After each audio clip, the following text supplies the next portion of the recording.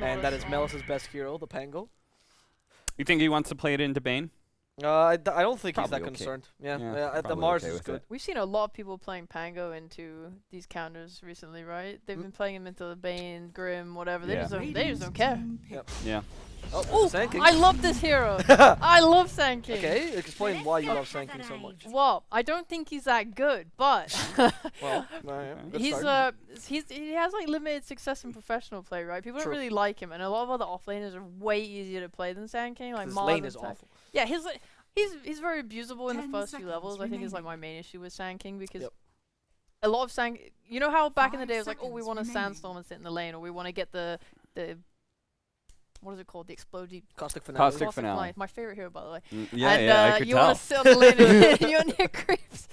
But a lot of people turned on Sand King to starting to skill Burrow Strike level 1 because you have to help your support, like stun the support and get an edge in lane because his level 1 is so bad. But pros can abuse this. You can run this hero out of the lane. You pick a carry that's good against him. Like, I don't know. I don't think anyone really wants to play Anti-Mage into Monkey King Disruptor. It's a bit spooky, but like you throw an Anti-Mage into a lane against Sand King and he just like makes your life hell.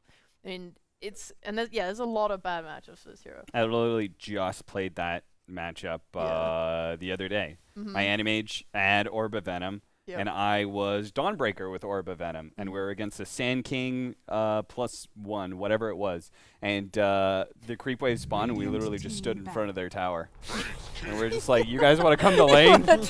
You want to try? You want to? Hey, Sand King's sitting there going like, shit, I've got like 2 armor. My starting strength is pretty bad for a strength hero.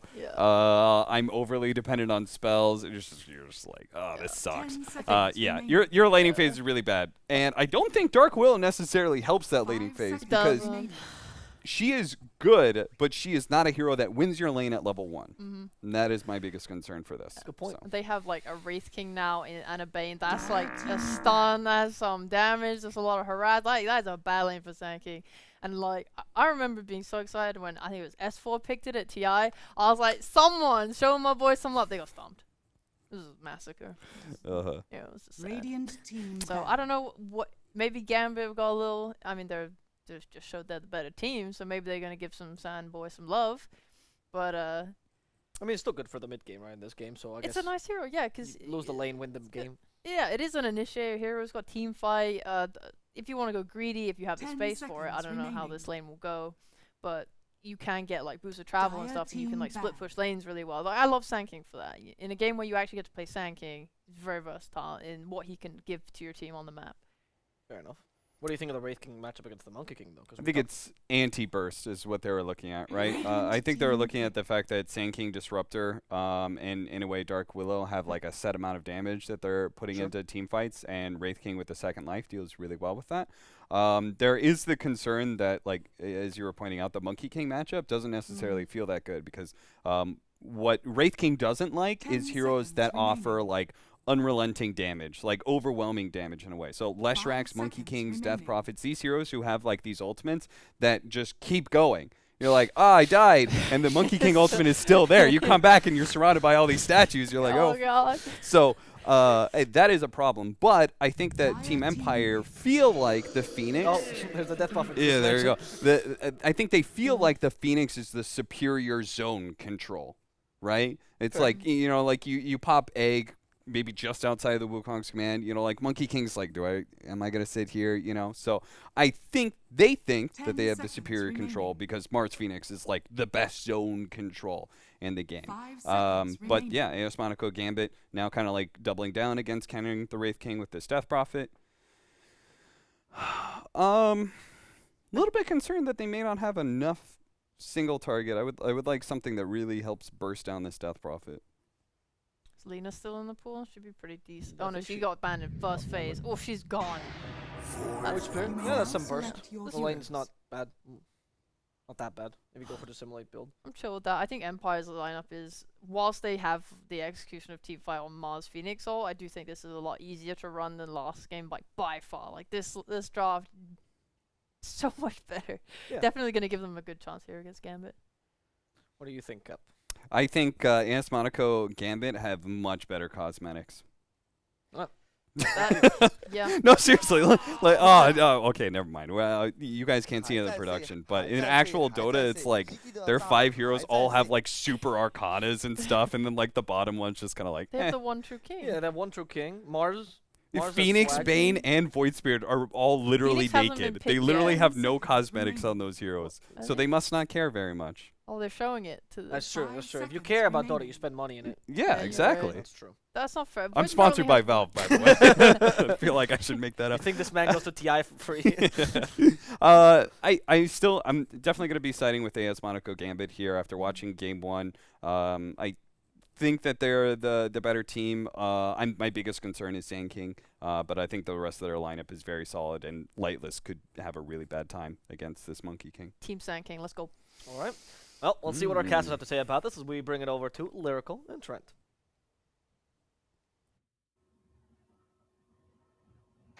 Thank you so much, Avo and Trent. We're here, and there is a Sand King. A lot of talk about it in the panel.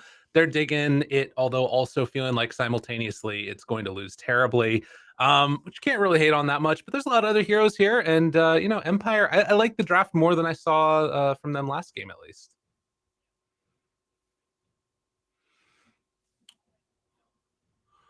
Ooh, right.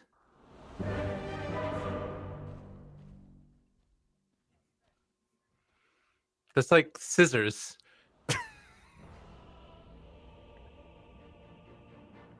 Okay. Yeah, sure. Why not? So who's going to win? That's the big question. We got the Sun card before. Sand King's going to win. No? Okay.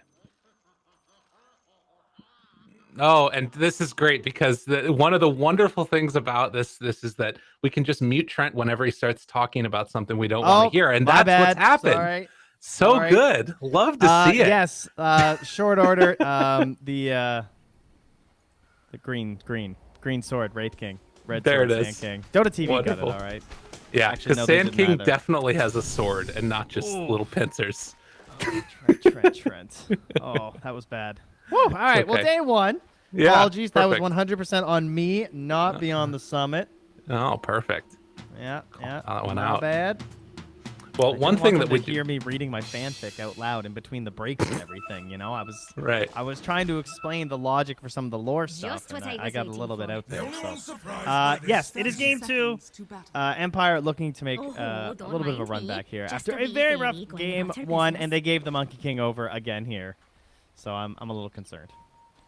Well, I think that that's going to be definitely one of the key heroes that stood out in that last game was Alberca playing on this Monkey King. But at the same time, a lot of those save tools that we saw, whether it was a save from a Nightmare or save from Fiend's Gripping the Shadow Fiend, are now on Empire's team. So we'll see if this Bane can have as much success.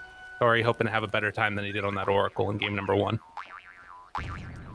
You know what would feel really bad is if he doesn't have a good time after watching how sick Happy's Bane was, though. You know what I mean? Yeah. Like you find that happens, like don't you play with some friends, you're playing some Dota, and you just get crushed by some hero, and you're like, oh, that hero's so broken.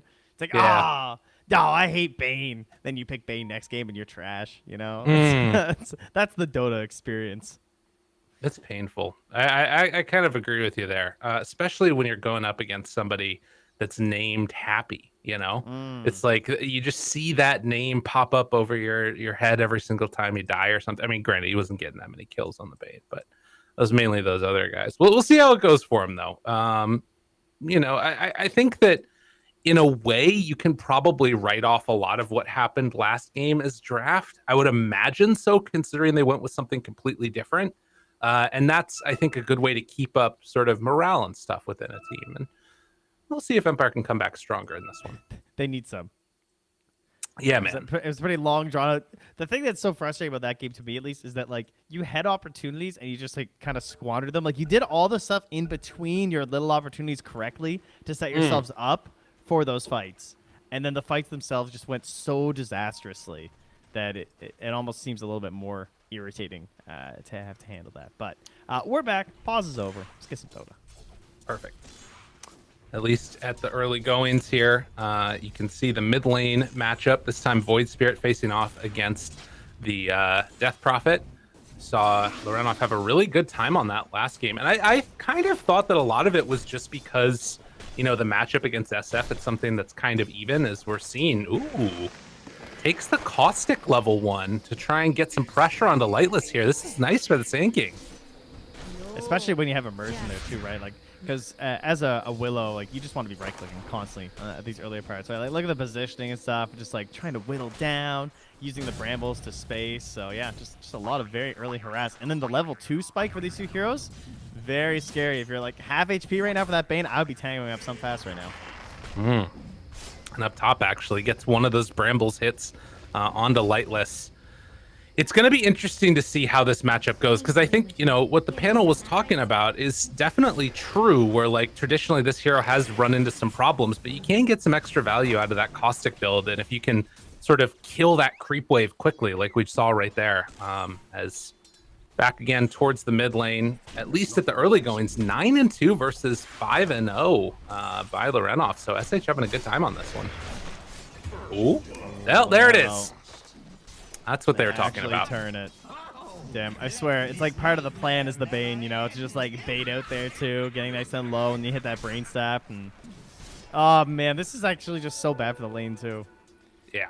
Because if you get that kill when you guys have the level 2 hit there as Willow and Sand King, then you hit 3 first, you go for another kill after that, but now instead, like, you're going to be really concerned, I think, about this Bane. When you hit the level 3, it might just go for a very quick grab onto immersion with like a single stun. Yeah, it's a weird, like, sort of give and take where you've got to play somewhat aggressive when, you know, the creep waves are low, but you can see that Empire is sort of respecting that and staying a little bit further back at those points, but also, you know, taking their moment to find aggression with the stun into brain sap. Yeah, maybe immersion will find a moment or something too with like a bait with the Shadow Realm or something, and then they can turn it back. But for now, they also they don't have the camp as KRA has blocked that off. Ooh. So, get the send back there. Top lane as well. They are going in on each other here. Got to be careful. No creep wave nearby. Tries to back away. Trade in hits, and Melis will retreat away. So with that, keeping the Sand King alive, passes over a Tango. Still a couple hundred gold away from finishing off that Ring of Health. This is a really dangerous time, and Melis might actually just go down there. Burrow Strike through, tries to find a finish, but the Brain Sap is there. And Empire taking advantage of that early momentum in the top lane.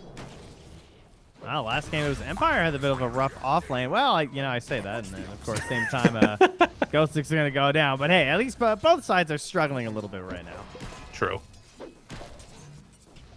Yeah, quick salve up. Happy. Does have level 3, hasn't taken the point yet. Doesn't look like he's gonna get in range in time to go for a send back. As well, mid lane they're going a little bit, but top also being brought down very low. Okay, or he's gonna back out now. So the very action-packed across each of the lanes early game. Oh. Brain Sap again. Rooted. Oh, ran into it. And a couple more punches. Brain Sap living. Lightless. Going for the finish here. Stick back up in time, but not enough to keep him alive. So on the one hand, it's like, like I hit in there to live, but like, you know, what if I had have tanked that? Would my Wraith King be alive? Yeah. I mean, it's probably.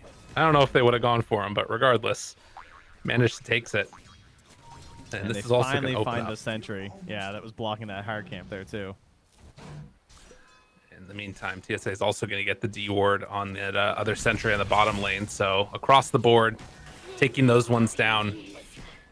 And you can see not a huge difference between the CS, at least, across all 3 of the lanes. Both offlaners kind of struggling. Mid's having a good time. DP is now caught up and ahead.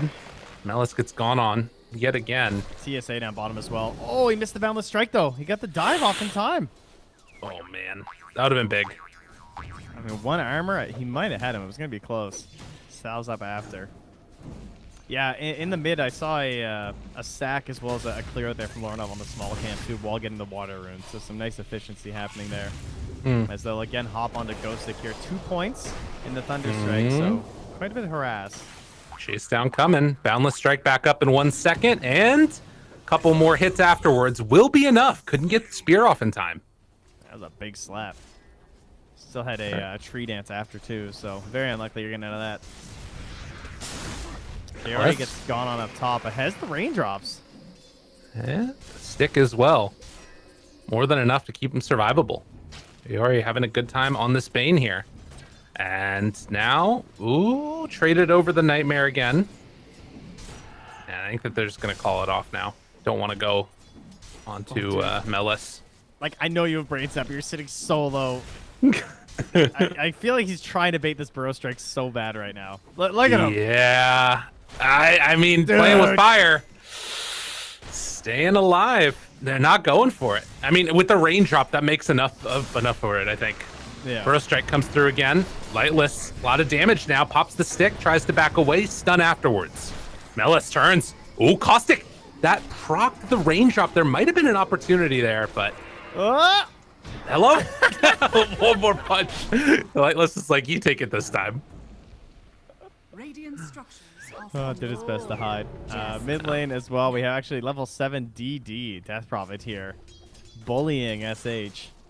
And threatening with Exorcism, but not going to opt for anything here by the looks of it. Just going to go back and nearly get a pull. Ooh. Get it, but... A nice neutral creep deny there as well. Gets out of trouble. Alberca. Interesting.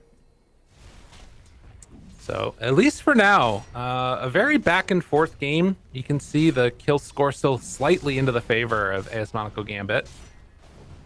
See if it ends up making that huge of a difference as another Burrow Strike comes through, but the movement in, trying to salvage that. The sleep passes it over. Lorenov takes down one. Now going in afterwards onto Lightless, only level 5, and will find that kill onto this Wraith King again. So a very similar move to what we saw in game number 1. Working out for Gambit. Who could have expected this? The Death Prophet rotation. Right. Yeah, kind of surprised they didn't have any sort of like vision. I'm not sure. It might have been smoked. I was actually looking somewhere else when she came up, but just, you know, standard Death Prophet play, but they're doing a very good response, right? Pressuring the mid tower at the same time. And once more, same situation occurs. They don't quite finish off the tower as Lorenov doesn't really want to waste that much time. There is a nice stack there too, so they can actually grab this with melees, head down, clear up that hard camp, and maybe even get 6 on the Willow by the looks of it if they want to farm this together. Then they could smoke up and head mid and defend this mid tower. That would be really nice for them. Getting that tower up there is definitely good. Sage backs out again. And yeah, this is going to be a pretty quick clear here. With the Sand King having the Sandstorm and obviously Caustic. So level 6 there for Immersion. And I don't think that you're going to be expecting that's this a one. freebie. Yeah, Kaori just down. Oh no! Oh! It's free if you don't miss the Burrow Strike. Oh no! Nightmare afterwards tries to back away. And they will go for the final kill here. Actually, the turnaround. Oh, did he get the epicenter off? Melis dies instead. It was the freest kill. That gives Kaori 6. What have you done? No, Gambit, not like this. Dude, I don't even know the mental strength it takes to not be tipping and chat wheeling right now. Please, sir. Dude, come we on. talked about Coyote, the turnaround for this man after game number 1. Dude, he's like being so easy. Why aren't y'all doing this earlier? All right, Ghost Stick. It's going to pay for the crimes up there top. Oh, no, it's going to be a kill. They can't get him. You know what I love about Dota is that he missed that Burrow Strike by like a pixel. He deserved to die. He missed. Yeah. That was free. And he just misses one Burrow Strike, but you still commit, and then you get punished. Well, I feel like they could have dropped brambles down there first or anything, and then like trying to run away through that. Doesn't end up happening. Oof. Oof, I say. It was pretty oofy. Look at this. Lightless did a little ring around the Rosie. They don't see him. And now, moving on to Melis now. They're not going to go for him. SH backs off. That was quite the exchange. True. Oh, and meanwhile, Static Storm. TSA. The turn. Happy. Going to be brought down, but the turnaround. Alberca able to find the kill. Making things happen on this monkey. Yeah, he's got his Echo Saber done. 100 gold. Albeit quite quick. Lorenov also, again, just playing very similar to last game where they came in and they just controlled that part of the map, taking it away from Empire. Just like happy to sort of like threaten a fight with Exorcism up there if necessary. Well, it's so far gone pretty well. Bottom lane. Got a As- TP smoke here. This is their guy. They This have is the a Mars huge versus kill. the monkey this game, right? Oh, well done. They get the egg down, and this is going to be a full kill. That was what they needed to get done here. So theoretically, his game should be pretty difficult this time, right? Because Right. of the arena and the trees, where he's just able to like, that's why he can be a little bit patient there, right? You know, like if he goes for a jump or stuff, they can just like blow it up or something. So that's kind of plays that we need to see. Because last game Alberca was kind of free. They didn't get any of those Earth Spirit pull downs that you'd be hoping for from TSA. Right. Good sentry. You know, able to get that D ward, and this is I think earlier tier 1 towers than it got taken in game number 1, or it feels like they invested less for that kill at least. Yeah, I think that game 1 was like 14 minutes. I think it was quite a bit faster this time. Likewise, Empire wanting to secure their own tier 1 tower bottom. Mid took a lot of damage, but it's really hard to pressure that with this lineup that they've got. And waiting for that Yule Scepter to be completed on the Void Spirit first. I will say that currently Wraith King is definitely on my list of heroes that I just don't want to see. I Yeah. feel like people are obsessed with this hero because he can build Armlet, and Armlet's like Dire's really top value tower right is now, under but attack. this hero has not felt like much of a game winner. I'm watching it picked into like Faceless Void, Doom, like the big supposed heroes that you counter, and it's just not looking so hot. Radiant I'm looking to be impressed here like this. I do like the Armlet Blink Deso much more. I've been seeing a lot of the Radiance build. Right. Dire's top tower is under attack. Well, maybe this is going to be what they need to allow him to fight earlier and sort of get in people's faces. But in the meantime, Immersion going to break the smoke. Second smoke. Happy. Spots He's out the holding his Mars. point here too, so he has the ulti. Gets it now. And I mean, this is still a lot of space for Alberca up top. But can they force the fight on Empire? Look at this Ren ward off. they have. Like it's spotting all of them behind that tree. Invis, they got him. Egg is down. Ghostic afterwards. Arena is going to connect as well. Lorenov focusing off to the side onto that Bane. Melis in some trouble. The jump in from Lorenov. Going to pop the ulti down. Good Happy chunk bought of back. damage. They take down the Monkey King. SH tries to back away now as well. Static Storm is down. SH forced out of there. With the buyback from Happy, can they find any more afterwards? Empire just have to retreat and get out of there, but they already lose the Void Spirit. Great Happy- fight for Gambit. Yeah, Happy has to buy back there because, like, you know, you're the disruptor, right? You're the chase down hero. We're going to force them out by bringing everyone. I'm sure he's so mad at himself. I would be so tilted if I was this disruptor. Like, you have a ward. You completely see them, and he still got hit by that 8th remnant. Yeah. Like, he watched it happen, and then he dies 100-0 without getting off Static Storm. But at the same time, it baits them under the tower. Even with the buyback, he even gained gold, and it was a net gold and XP win for Gambit, so... All's well that ends well. Yeah, and I mean, they keep that tower alive. That was Egg and the arena down. I mean, this is looking pretty good here for Gambit. But we'll have to see. Yule Scepter done, like we talked about for SH, trying to go next into that Aghanim Scepter, which is so core for that hero. And almost level 2 for the DP ulti. Another nice timing here. Melis, Blink Dagger, but underneath a ward. I mean, yeah. TSA knows not going to be able to get out of there in time nonetheless, though. As the root comes out, and a quick and easy finish. Well, at least they finally claimed their tower down bottom. Yeah. Using the space from their dead compadre up there.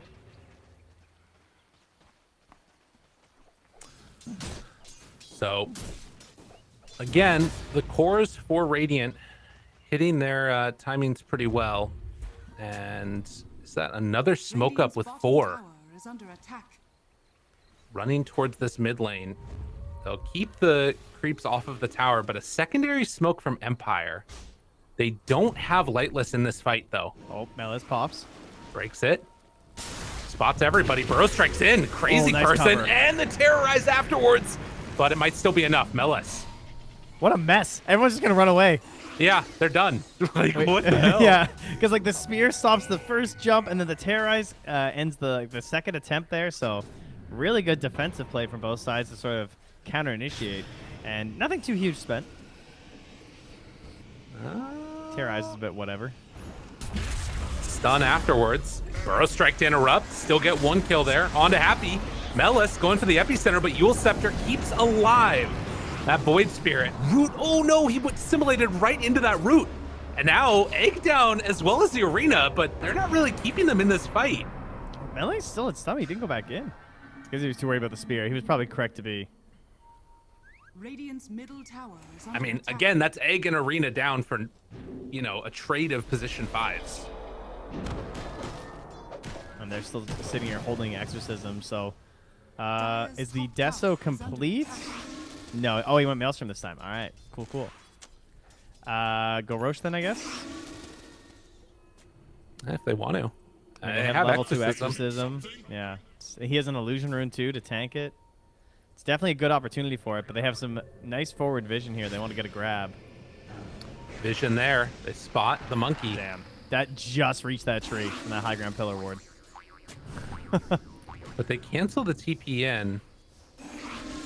I mean, Gambit are holding this area, and at least for now, Empire. This is the same thing we talked about before, right? Where it's like it feels like Gambit have been the ones in control in this game, but it hasn't like ballooned that lead out yet. So there's still a pretty good opportunity here, I feel like, for Empire. Yeah, it is extremely similar to last game, where it feels like Gambit are controlling the whole map and everything and sort of dictating a lot of the plays, but Empire keep the economy going, like, sort of even, right? Just Yeah. the point where they can get that one item, they go for their fight, but unfortunately, they were consistently losing those fights. Yeah. At this point last game, they were down like 8 or 9 kills, though, so this game's already been much better trades across the board. And what's their next big item, I guess? Probably just Wraith King's Deso. Yeah. Oh, and you know, the fact that they have this Mars arena with Blink, it feels like they want to make things happen with this, right? And like have some fights go on. But whether or not that's actually going to happen feels like a little unclear. He's been there for so long. And they think that he's backed up on that side, but he's completely alone. Yeah. That's kind of crazy. Yeah, they don't want to chase him. He's just like solo Bane running around warding. Oh, wait, is this war going to spot him again? See, they got a little bit of vision back by the tower. Oh, nice. Great warding. He has not been spotted. Okay. Get out. Ooh, See if they that's can a make use of really that. good ward. Yeah. Oh, comes back in. Nope, not in vision. All right, we need a ghost stick play. We need to go use some arenas here. This isn't a big opportunity for it. Lightless, I think, or rather, Alberca about to show on this wave. And if he does, could be dead. Oh, Phoenix. What? I don't know if he knew he was there, if he was just killing the creeps, but regardless, it works and they get the kill. Unreal. Melis now epicenter afterwards. Arena is down along with the egg. What a ridiculous fight. Gotta be careful now. Round 2, this one might look worse. They get the Nightmare on a Loren off and the chase down, trying to find that final touch on the Melis living. Oh, one more spear. Does he get lucky again? Not quite on the mark there. Melis backs out, has a burrow strike in a second if they need to put the flick away ghost stick. And now the terrorized, he's running, he's feared, he's caught, he's killed. Damn, he got the blink like before the first damage instance. Imagine if he had to survive there. That would have been crazy. Yeah. All right, that was a weird interaction overall. Not exactly our classic like mid-game, very direct, like we want to do this so that we can get this objective and lead towards victory. But we got a little bit of a crazy fight in the top lane, and they are still angling around Roche here though, looking for some D wards. I think it's still going to be the plan. Head on in, pop the exorcism as Gambit want to try and claim this one. Finally going to attempt to punish the arena and egg being used together. And will we see any type of contest for this for Empire? Most likely not. Yeah, highly doubt. Yeah, that one is super dead. 1,500 gold away from Magnum Scepter for Empire, but you've got big items that are all coming out right now on Gambit. BKB is done for the Death Prophet. BKB, a couple thousand gold away for the Monkey King. Anything else really to write home about right now? I mean, maybe working towards a Lotus Orb as well for the Sand King and the Yules. Yeah, concerned about the Agnums coming out here on the Void Spirit, which will be done pretty soon, as well as a Blink Dagger next, most likely for Lightless. I think that is the way to go. It's part of the reason why they really wanted this Aegis again this game. It's just like Wraith King with Aegis feels so nice. You know, or you can give it to like one of your other cores, and you can both like play in really deep and everything. But sometimes there's some hesitation on getting the Blink because they want to go for the BKB so they can actually like swing. You know, Right. but. Well, Look at the pressure on the tier 2, and dude, this again, is exactly like last game. yeah, I mean, this trade is completely fine for Empire. I'm very happy for this, right? They have Aegis. We don't want to fight. We want a Blink Dagger, and we want an Aghanim Scepter. They have 2 humongous items coming up next for Empire. The last thing they want to do is engage an Aegis, and they're even going to force the TPs all the way back. They get the mid. That's enough. They're like, all right, cool. Yeah. We're good. Well, now smoke up maybe up towards the top. It looks like that's the call from Willow. We'll see if they decide to go for it. No, they're just going to push out the waves. Oh, that's what Willow was calling they were going to do. But Look at this, though. That ward happy to that got farm. placed mid, right? Yeah. Way long ago by Kiori, going to show what they're up to, right? Sees the DP running directly back up, so they know that there's no one bottom. So they can either just like continue playing down here and pressuring, because like right now, what is there to gain in the top for Gambit?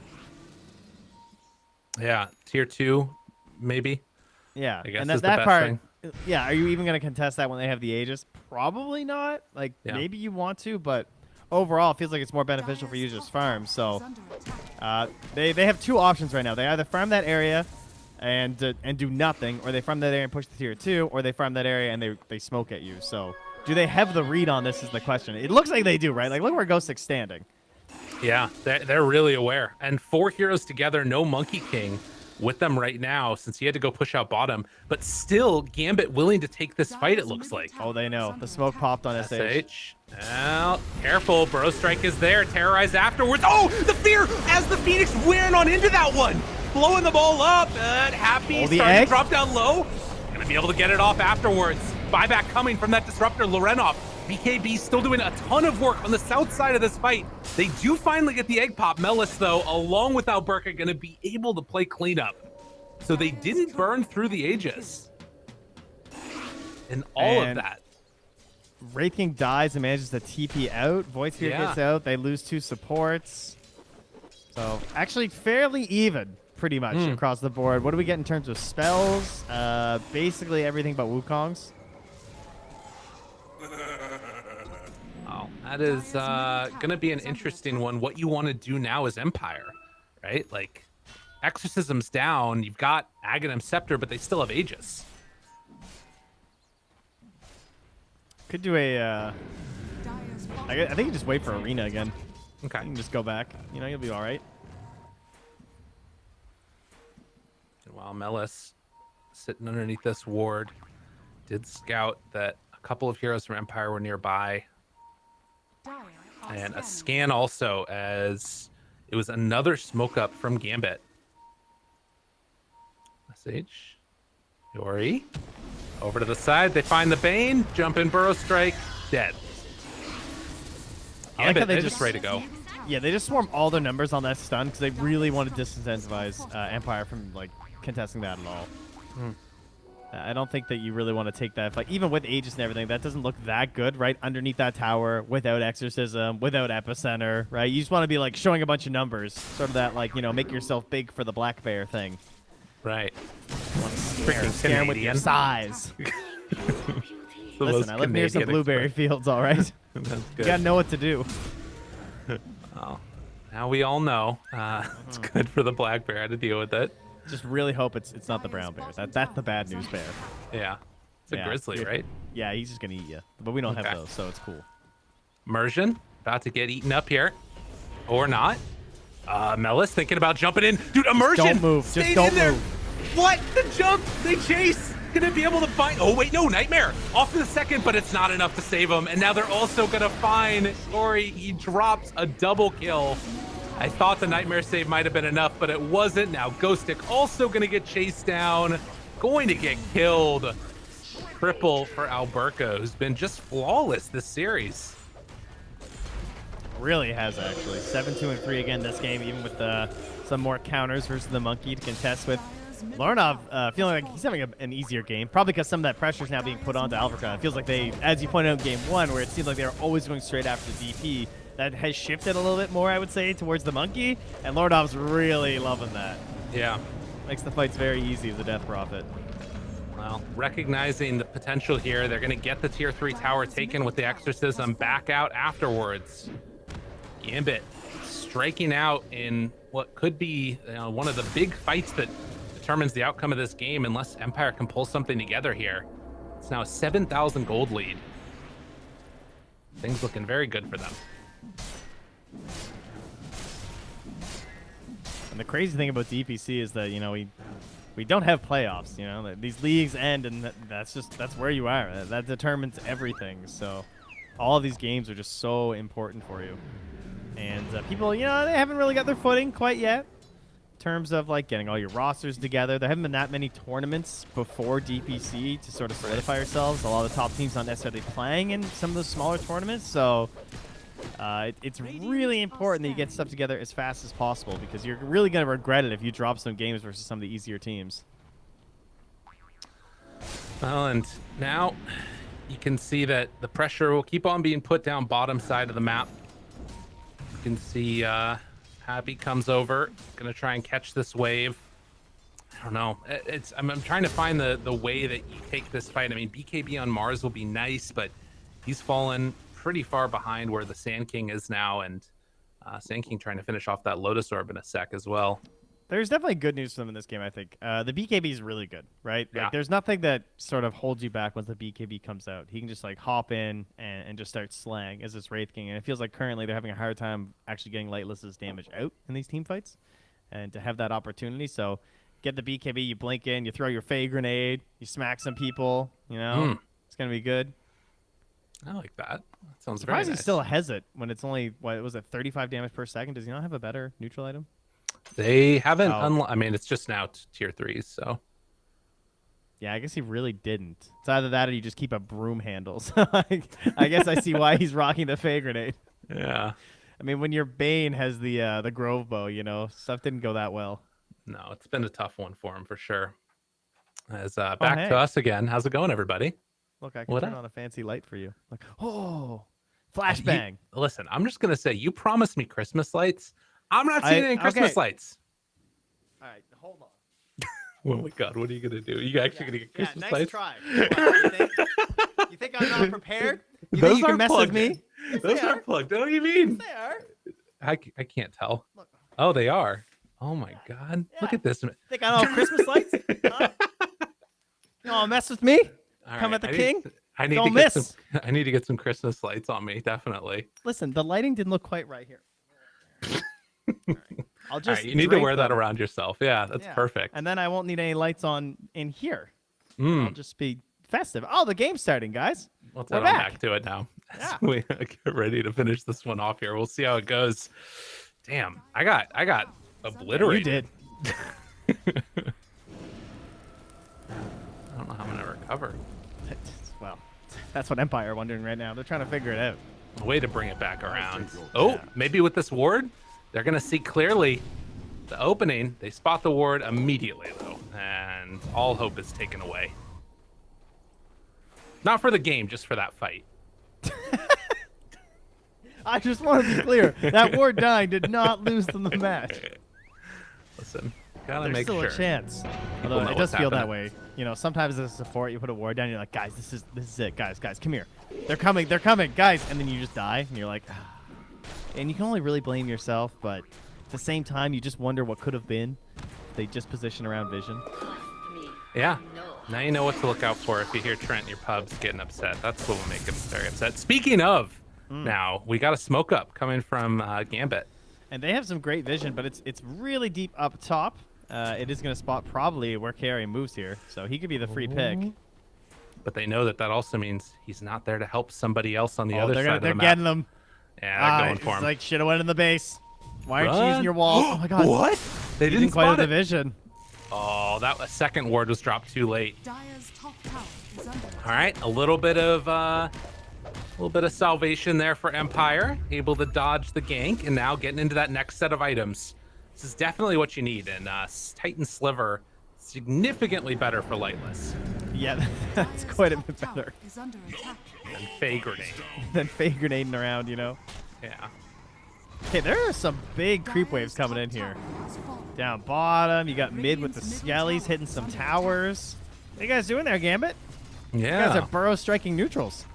Well, they're hoping for a Rochery spawn, but still a minute left on this one, which is a lot of time for this pressure to be mounted. Oh man, that Radiant's BKB, middle tower is it's under coming out attack. on the courier. It should be fine. Making its way to the Wraith King. And Mars says BKB 2. All right, Empire fans, this is it. This is actually your moment. All right, what do we have? Is under attack. What is the Radiant play here? Dire's top tower is Monkey under King attack. ulti, I guess, is the big thing, right? He's got the Scotty out, so if they fight in the arena for like the 8th time today, things might go poorly. And if there is a good arena laid down by Mars, that would be the better way to make a deal with it. You could possibly use like a spear or something to try and push him out of the arena on the Monkey King. Mm-hmm. But BKB is done for that monkey as well. PSA. Supernova. Ooh, Dire's happy. top tower is under attack. Careful. DD bottom. No one's gonna find that. Do they have a creep wave through? All right, Gambit do have one creep wave up top, so that might be, since Empire couldn't catch that one in time, an avenue to pull the rest of Empire back into their base. They do have a glyph at the very least, which they could use. Yeah, they're gonna have to come back here to defend against this. Dire's Good top play tower there is by under attack. Gambit to pull him back this direction. Done the Oh, jump. They actually So got to that- sleep on him. Okay, maybe an opportunity. Happy goes down. Afterwards, the Fiend's Grip from the side. Do they want to use it? No. There was a silence there on the Mars, and I don't think he wanted to BKB for it. It's like he maybe would have been able to spear the monkey up top there, but they weren't 100% certain, I don't think, where he was. Right. It's a great Well. pick, though. They'd love to force this buyback. Oh, melees. What? Jumps in, catches them, taunt, pulls back. Egg available on the outside of the arena. Ghost Stick alive still. They back out. Buyback coming from the Dark Willow and that Sand King. But Empire, they use their two abilities and buybacks. It's just such a huge punish to those long cooldown spells. Wow, that was an interesting endeavor. Happy still didn't buy back, by the way. Here, jumps, Alberca off the mark. SH jumps in, silence there, burrow strike afterwards, in some trouble. Nightmare tries to save him. Able to get the dissimulate out, but into the root. Oh, what a hit! He's got jumped. Oh, SH goes down, epicenter afterwards, and now Lightless is in trouble. Empire have to fight, but there's no buyback on this Void Spirit. He's in the Wukong's command. Does he have a blink out afterwards? Not in time. Lightless will go down. Excuse me, Lightless will go down, and it will be Ori also to fall afterwards. Damn. What a freaking brambles by immersion. Man, melees is crazy. That actually worked out so well. He just forced a bunch of bad spells mid, instantly bought back. Felt like that was like his whole plan the entire time. Yeah. And just gets them engagement into their base and taking their racks. I don't know what happened with the SH jumping back in there too, because Mars was holding BKB still. Right. Ghostic had just gotten it back up, I believe, after the initial missed Boundless, and then he walks it off, and then SH jumped in to try and go for some sort of a play that I'm not quite sure what he was opting for, and just got caught and died. Well, I think that it's just one of those things again where I like your focusing on Melis, because it felt like it was a team decision almost of like, let's just make sure that we can get this fight with no egg and no, arena blood down. It's going to be a good fight for us, and it worked. As long as not everything else went tragically. Yeah, but so many teams would have just backed away because Happy was Yeah. dead. People would have Yeah. just like backed away and played defensively around Roche, and they just went in. Yeah. Blood in Speaking the of water. going in, Lightless, of course, did save his BKB as well that entire time. Aegis is on top of him. It's a lot of damage out there. The egg, but the fear comes out. Not going to be able to salvage anything. They lose the Phoenix, and now Ghostic in trouble. Tries to CP out. Not SH going to too? happen. On the other side, SH will get the double jump away. Immersion blinks forward. And, well, they'll let him know how they feel about it. Dude, that Run nightmare. away. Run away from our supports. Not enough. Very impressive stuff. 10,000 gold lead now. They've got the Aegis on the Monkey King yet again. This time around, it's going to be the Ag Shard given over to Lorenov. And looking to try and clean up this series 2-0. Gambit looking like a team to contend here. The EEU. Empire were just like, you're gonna look at this scoreline and stuff and just like some of these graphs and think that it was a much stompier game. Jumps in. Wukong's command down. Secure Melis's treat. Oh, but he's taking a lot of damage. Stunned. Down low. Still has that Aegis. The turn, though, by Geori. Lightless tries to back away. Spear is going to connect, but it's not doing nearly enough. SH, okay. Wukong's command's down. Now starting to drop down low. Everybody's taking a ton of damage. Lightless turns, wants to fight, but there's not enough left in the tank. And Ghostic is also going to be ran down. You may kill the monkey, but Lorenov doing so much damage on this Death Prophet, and Gambit will take it 2-0. Pretty stuff. Dire's middle tower is under Yeah, again, it looks kind of stompy when you see the final numbers, but overall, I feel like Empire actually played fairly well and had their opportunities in these games, but they just like everything outside of team fights, I think they did great. But when it came to the team fights and their setup, their prep with like the vision and everything, they just did not have it today. Like they just got outclassed in pretty much every single engagement that I can picture over the past 2 games. But their economy, their map movements, I would say, the way that they pressured with their lanes, the good trades they got in situations where they didn't want to fight because there was an Aegis, were all extremely good. Yeah. I mean, But, like they couldn't win a fight. I mean, at the end of the day, you need to be able to do that. And I think that when you look at the heroes in this game, too, you think, all right, Mars, Phoenix, Void Spirit, these are your heroes that can just run in and, you know, start the fight on their terms and make it work. But maybe some of it is just that Monkey King, too, right? Like if you try and force the fight in these particular areas, if he drops the Wukong's command down, you might not be able to fight through that. Yeah. So They love that Wukongs, man. They got like a members card, you know. They were spending all day there, going back all the time. I don't know Great. what it is, fine dining or something, because they were kind of obsessed with hanging out at the Wukong's place. So I hear they've just like the best food there. It must be very good. Are you talking about Empire or Gambit? Because I feel like both of them were hanging out in that area. No, I So- definitely meant Empire. Okay, got it. Unfortunately, yeah. Well, we'll see what ends up happening for them as the season goes on. But for now, at the very least, we found the answer for this series. 2-0 into the favor of Gambit. For now, back to a quick break. Hello and welcome back. We just saw that the end of the first series, and it was a pretty one-sided series, we could say. However, let's look at the bright side. The second game actually looked pretty decent for Empire. Not to the level of ASM Monaco Gambit. Maybe that just speaks better of ASM Monaco Gambit. Empire, good rotations, as Trent said, made the right plays for the most part. The team fights just weren't working out for them. Yeah, I much like the execution of a lot of their ganks and fights in the early game. Yeah, true. Like they activated him really hard. He would just go around, get kills. They killed Alburka. I think that was a very important thing. Yeah. First game, he just had such a free time. They just were not able to pressure him at all. But this time, you know, they rotated heroes down. They killed him. They pressured the map. And I was like, this is a much better start. This feels good. And it looked good. They did have a much better, stronger foot to stand on this game than the first. I think that that last little fight that we just saw actually meant so much because the Wraith King ended up getting level 6. I think AS Monaco Gambit could have held Empire down under the water for a lot longer if they didn't mess up that one little gank up there. But all around there were definitely some bright parts for Empire, no doubt. I think they just still did not know how to address Lorenov's Death Prophet. We basically saw the same rotation happen. He gets level 6, rotates up to the safe lane, invades, kills the enemy carry, takes your tower, right? And that happened in game 1, and then it happened again in game 2.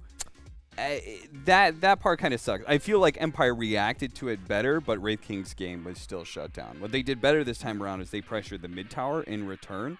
But I would have liked to see them just make that read a little bit faster and get Wraith King into the jungle at that point in time. But I think the reason I'm highlighting that is I think that those couple of plays set it up where AS Monaco Gambit has that little bit of a net worth lead that just makes team fights easier for them, right? It goes the other way, then maybe that is enough for, say, that aggressive play on the safe lane tier 1 tower, maybe that goes the other direction, right? Because it was a super sick egg where literally everybody from AS Monaco Gambit was in the egg, taking damage, and took the stun. And that should be a one fight, but it just wasn't good enough for you. And it just kind of spirals from there, right? Dota has that sort of thing. The little things do matter. Little things can spiral out of control and turn into unbeatable leads. So, yeah, there's a point to be made as well that because the first draft was so hard to execute, they were so concentrated on making that draft work that they couldn't learn about these small things like the rotation from the DP. And then second game, this is why it repeats itself. yeah, They did fix some of the issues, but can't fix all. Yeah, it made me really sad to see. Talking about Lightless's Wraith King, seeing him like die top to DP, and then I think at 12 minutes when they took that fight bot around the enemies tier 1 safe lane. Yeah, I think he came down without ult on Wraith King at that point. He was like level 8, but he hadn't skilled it. And he died, and that is not what you want to do. When you want to bring a lot of bodies down to take a tower, you want to take that tower. That's the purpose of bringing so many bodies down in the first place. Otherwise, you're better off having Wraith King in the jungle hitting creeps, farming up his items, while maybe your mid tries and takes the tower instead, like they were able to do with the Death Prophet on the other team. So it's just, you know, when you're putting that many heroes out and then you're losing that fight, it feels really bad to be a Wraith King. It's just gonna stunt your game a little bit. he didn't have his ultimate leveled at some point in time, and I think a part of that was because his lane, he felt so pressured at some point in time that he wanted to focus a lot more on farming, but gets like pulled into a team fight that I bet he was hoping that tower was going to be free, right? And they would just give up on it, but it wasn't. They got a team fight around it. He ends up dying in that fight. His game continues to feel kind of bad. These kind of things just build up. But Empire, you know, long 6 weeks, right? Longer still because it's not just 6 weeks. We got a Christmas break halfway through. So much time to learn. Yeah, exactly. a lot of time to be able to make these pieces come together. So hoping that they'll be able to make better showings later. And on the other hand, we have a winner, and a winner's interview specifically for that. We actually have Melis on the line, someone that we praised highly on this panel. Hello, Melis. Hello, August. Hello. Nice to see you. Yeah, you seem pretty happy after that win. Nice little 2-0 to start I am, the yeah. league. How did you feel after that first game? Because that was an incredible performance on the Axe. You just dominated that game. Were you really pumped coming into that second game? Not really. I mean, shout out to our coach, Happy. He did all the work. We just press spells. Not really much of a, much of a hustle. There. Did you feel like the drafts played a big part for you in this series? Yeah, oh yeah, for sure. First game, I don't actually know what was the idea behind the Empire's draft, because we have like insane team fight, insane catch. We have stronger lanes, so I don't know. Chape is just too good. Can't do anything. Were you expecting them to just first phase Shadow Fiend? Like, oh yeah, for sure. And Shisu only plays the hero, Lina and SF. And then Chape wanted to see what happens if we man both of them. Turns out they picked 25% now, 25% Mars, which didn't really work out. So yeah. It seems like to me, Melee, it's good to see you again. I remember our interview last year, and one of the things that stood out to me is you said you don't overthink things. You just like to be able to play. Does does having a coach help with that? That you're just able to just kind of like live and breathe just your part of the game and just trust in your coach? Yeah, usually during the draft phase, I just scroll through my Spotify playlist. But I don't do anything. It's really easy when you have a coach. So much work is done for you. Yeah, so it's very relaxing, I would say. Yeah, it helps a lot. It actually like I think I wouldn't say percentage-wise. I couldn't calculate how much it's like important, but it helps a lot. Like yeah, I don't know. Having a very experienced coach is very, very useful for younger teams, especially. Yeah. You talked about listening to music. Everyone's showing off their raps. You know what's been they've been listening to over the year. What is in your wrap up of the year? You mean music-wise? Yeah. I don't know. I listen to everything pretty much. I have like 2K songs or something. Do you listen to like specific things to amp you up for the game, or are you more somebody who wants to chill out before the game starts? No, only the playlist for the officials for sure. Okay. I wanted to ask you, since you're talking about the help of the coach, how's the atmosphere in this new team? How are you guys feeling together? Very cheerful, to be honest. Like our new carry player, I would say Alberca. He's very energetic. He's very very fun to be around. He always has something to say. He's very energetic. Yeah, I like him a lot. So yeah, the energy is definitely there. Nice. Can I ask, you guys picked Sand King? That hero's kind of underpicked right now in Pro Dota, it feels like for me, but I love it. I was really excited to see it picked. Do you guys like strongly believe in it, or was it kind of like a wanting to test out type thing?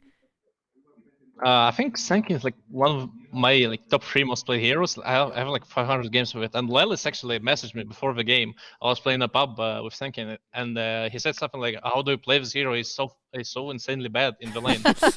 and I actually fed in the lane, but that has nothing to do with Sankin. But I think it just comes out to understanding the hero well, because I think it just most of the time it can be a little weak, but I think it just comes down to the performance and understanding of the hero, because you can farm a small camp with it. You can just like pull the wave for the enemy and farm a small camp and just out farm the enemy, in my opinion, and that's why I like it. Speaking of Sand King, it's definitely one of your signature heroes alongside Mars. And I would say you did a fantastic job on that axe. I think that's in like your top 5 most played in competitive games as well. Maybe, I described your playstyle as like you like to be the initiator, low cooldown initiator. You just like being able to hit fights and start fights constantly. Is that how you would describe yourself? Yeah, because I don't need like a brainless chicken in every fight. That's what I do best. It is true. It's my favorite playstyle. That's why I always prefer this like bulky heroes who can just run in and tank all the spells for my team. And I can scream on top of my lungs like, "I'm gonna run in, guys. I'm gonna feed.